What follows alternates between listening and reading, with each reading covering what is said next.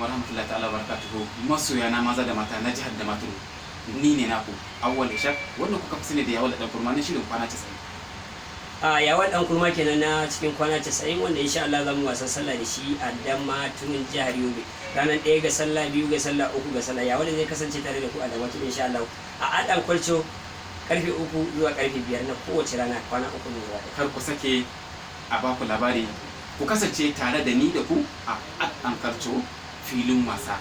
Da ya kamata mu sada zumunci ne da ku. Zai zo mana da rayya. Ga barkwanci. Zai zo da rayya. Barin. Kai da waye? Kai da waye? Zan zo da rayya. Kamata kurmanci mun ji. Masa kurmanci. Ka gaya musu. Salamu alaikum. Ni ne na koya wala dan kulma. A bani ka tona. Ko ka tayi me?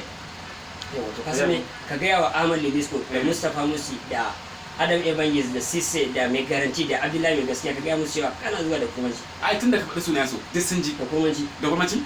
Abdullahi mai gaskiya. Da mai gaskiya. Bangis. Da Mustapha Musi. Mai garanti. Hamadu Jabi. Ahmad Lebisko. Ahmad Lebisko. Duk zaka zo da matan ka sani. Duk in gan ku ganne. Da rayya ko ba rayya? An da layya.